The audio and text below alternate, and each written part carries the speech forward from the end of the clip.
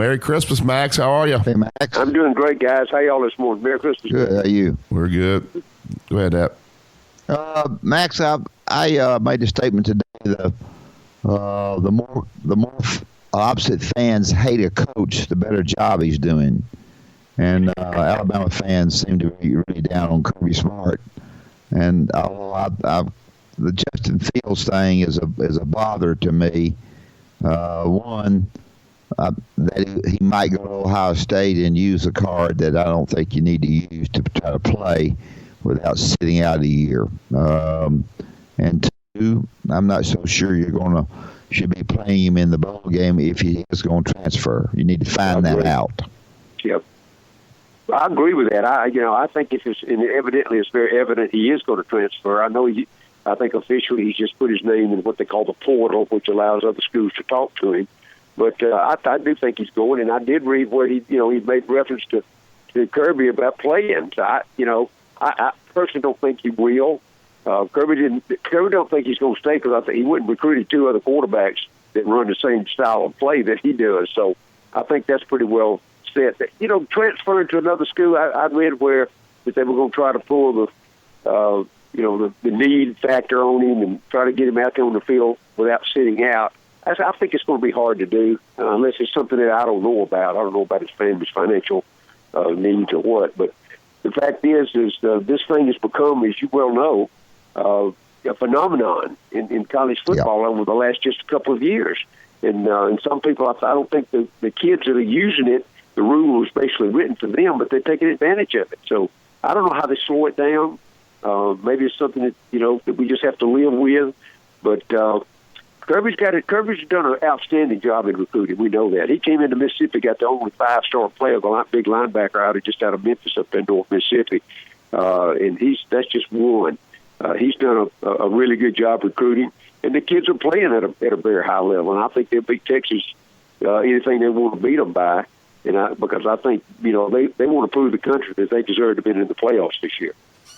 Yeah, you're talking about Dean that Georgia went in there and got. They said it was down to Alabama, Ole Miss, and Georgia. What does he sell there to beat Alabama?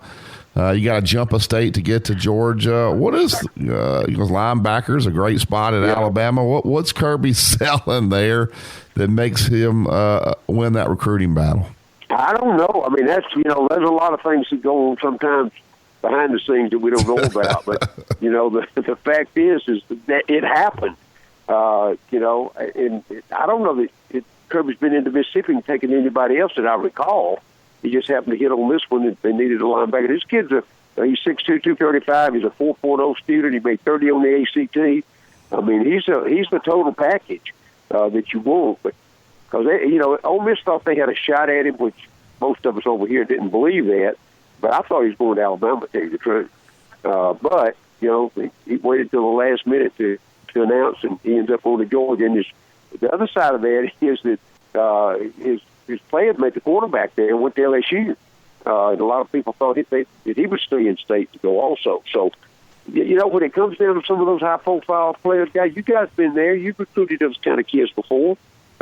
Sometime, and Coach, I heard you say from day one, the first thing you better do is find out who makes the decision. Yeah, whether it be the grandmother, the granddaddy, the aunt, whoever. So it's one of those things that happen.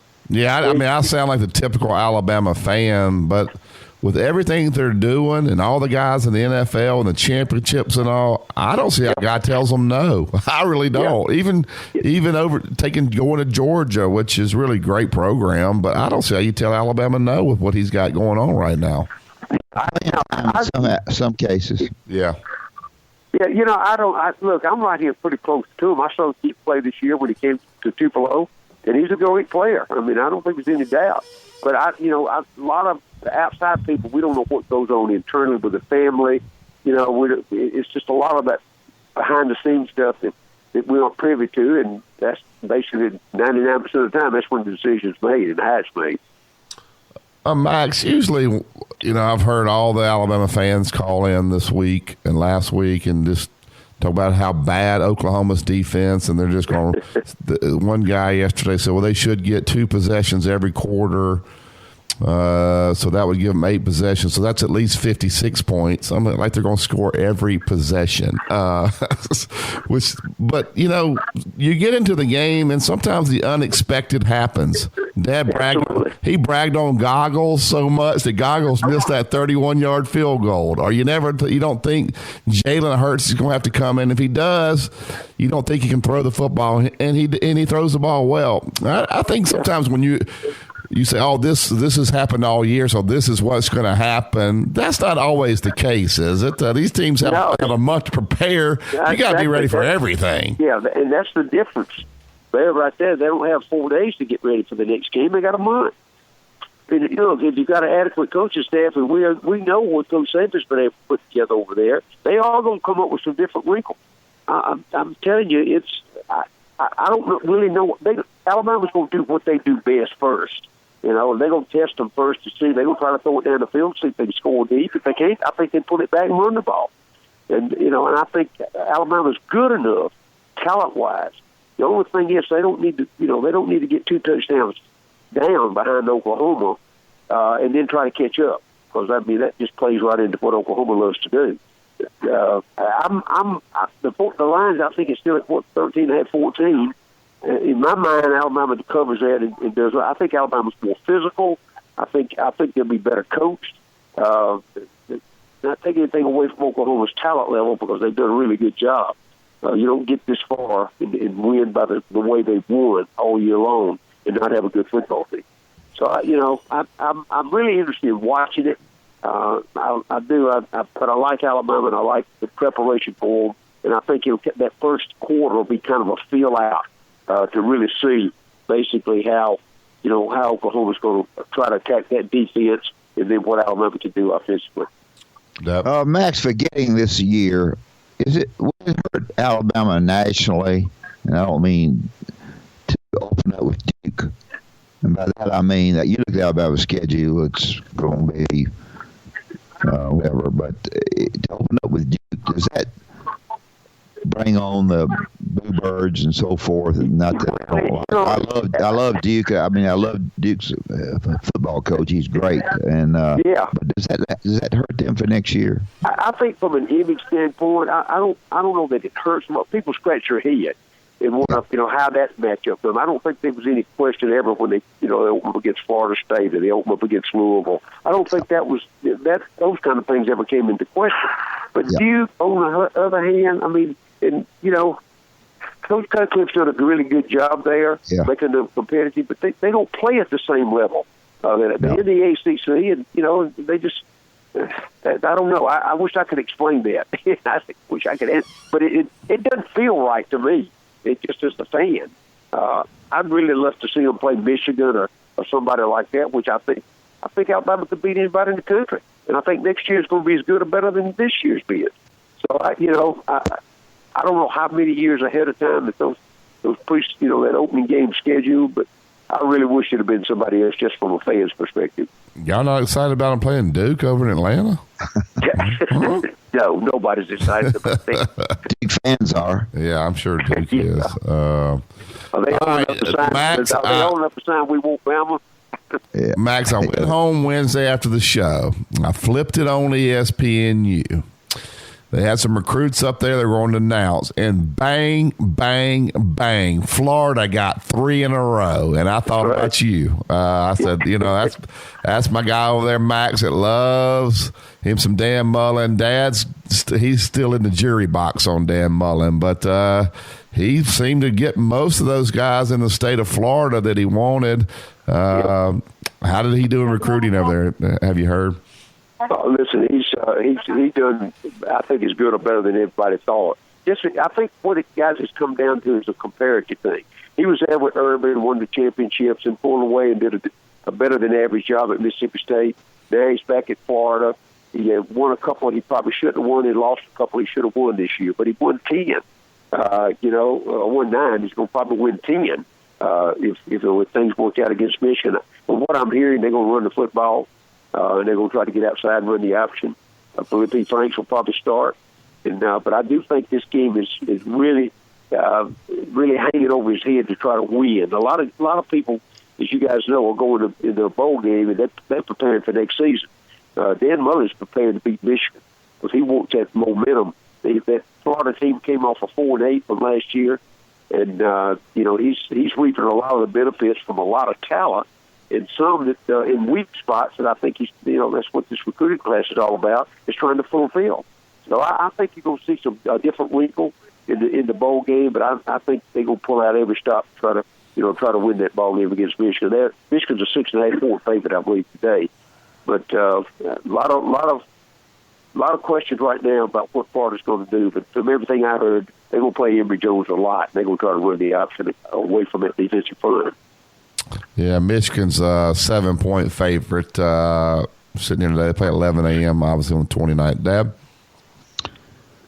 Let's talk a little bit about either Mississippi schools or Auburn. Let's go Auburn first. I would assume that the young man that he got from Memphis will be a kid that will just sort of throw in his recommendations. Coach has made it pretty clear that if you want to fuss, now you've got somebody to exactly fuss at because he's going to call them. I guess my question is the Purdue game that important? I mean, they're going. If he doesn't win in the league next year, he's gone. How important is the Purdue game? I think it's important for nothing else but to show the fan base at Auburn that the team has come together and they're all on the same page. They can play at a high level. I don't think they can go in the same attitude they went in against Central Florida last year. If they do, they're going to get beat. Look, Purdue beat Ohio State by 20. They're capable. They lost a couple on the way. But from the coach there is when he's in his second or third year, so he's still in the process of rebuilding that program. I think it's really important for Auburn to go, go into Nashville and go head to head and win that ball game convincingly. Now, whether they can do it or not, nobody knows yet. But I do think it'll have some impression on that fan base and the people at Auburn if they go in there and slop around. Do you realize, I don't want to butt in, do you realize that we had JC on, what's his name? Sherman. Yesterday. Sherman, yeah. And he said that the running back that Auburn just got would be a better running back in the league than the Sanders kid will be for Alabama. No, I don't believe that. I mean, I'm not saying I don't believe that. I don't recognize that. Let's put it that way. The kid they got from Florida. They got a kid from Florida. Yeah, I know the Sanders kid's already said. No. I'm talking about the kid Auburn got from Florida. Auburn got a kid, yeah. I don't know that guy. All I know about the Sanders kid, he told Coach Saban after he signed he'd be in New York next year taking the Heisman. Yeah, watch it. Yeah, he'll be watching the Heisman in his dorm room. But the fact is, a lot of these kids come and go. I'm not saying that kid's not that good, but what about the offensive front? That's where a lot of Auburn's problems started this year. They didn't replace those guys with competent players. They lose one of those. I think 3 or 4 will come back next year. How much better do they get? And then who's going to is Bo Nix going to be the quarterback? I don't. It's a lot of pieces of that puzzle that nobody knows about yet. And how good Auburn can be is going to be, which Jimmy's and Joe's, which one they put on the field and see if they can play together. Yeah. Max, how important is it for these, because you have all these conferences, they have all these teams, when they talk about what your bowl record is, I just don't think it's that big of a deal.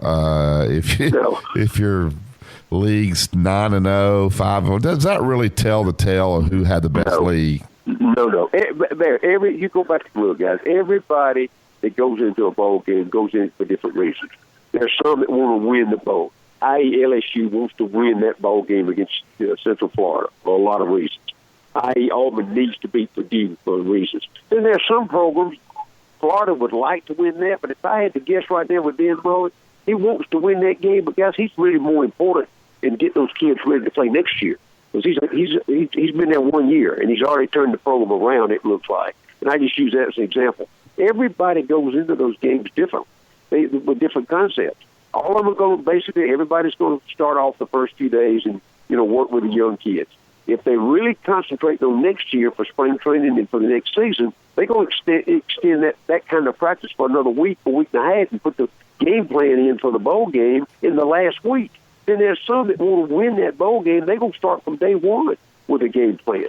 So, I mean, there's different reasons, and a lot of the media never picks up on that. All they want to do is write something about, the strength of the conference is based on the bowl wins.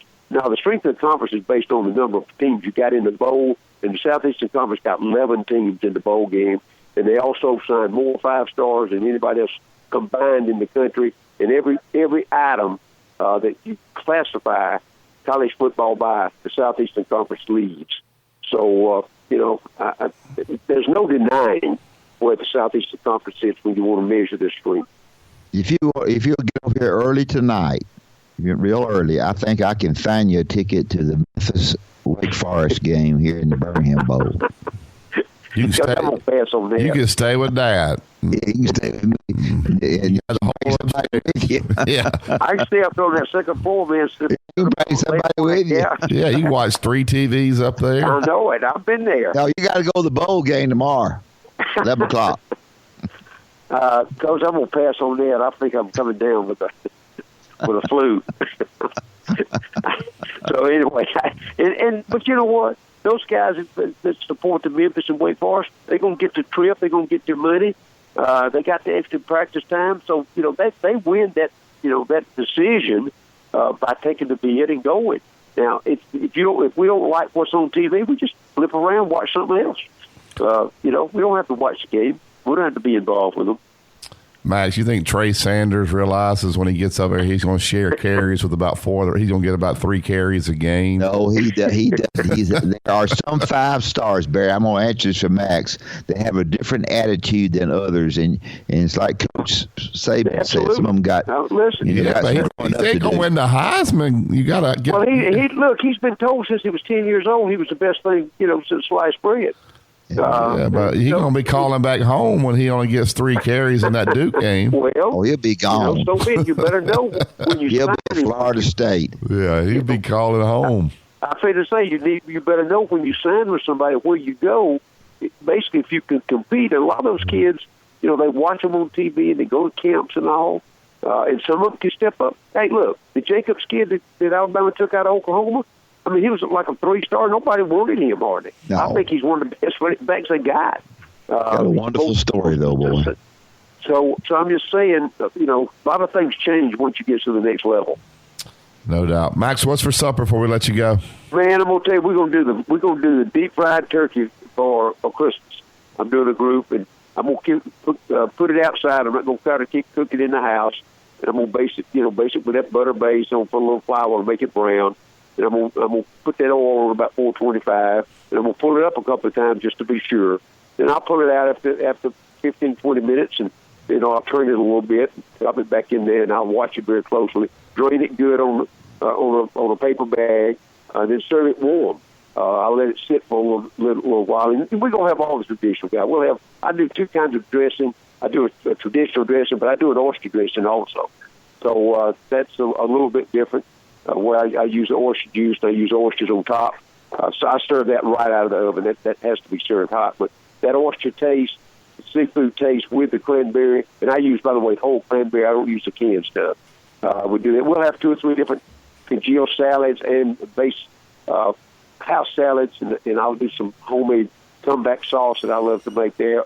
Probably green beans and butter beans. We always have a couple of vegetables along the way, and we'll have rolls for our Thanksgiving meal.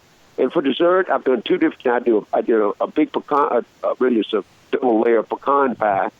My guys over here love that big sweet taste. And then I have to do always a traditional something chocolate, because I got too many guys that like that. And then we'll have the ice cream optional when I take it out of the oven. So it'll be a big Christmas day. Then we eat the leftovers turkey sandwiches. I like to make a dressing turkey sandwich. Sometimes we'll talk about that, but I'm telling you, if you like turkey and dressing, the next day, make a sandwich out of it. I'll tell you exactly how to do that. I made the dessert first. Dad likes bananas and mayonnaise. I don't like the bananas and mayonnaise. You like that banana mayonnaise sandwich? Now I don't eat mayonnaise and peanut butter. No. But I'll eat bananas and peanut butter, and I'll eat bananas and mayonnaise. We got it over here. We make a chocolate pecan pie. Oh yeah, I've had that. Yeah. All right, Max. Have a great Christmas. We'll Merry talk Christmas, to you. you guys. We'll talk to you next Friday. Thanks. See you next Friday. Thank you.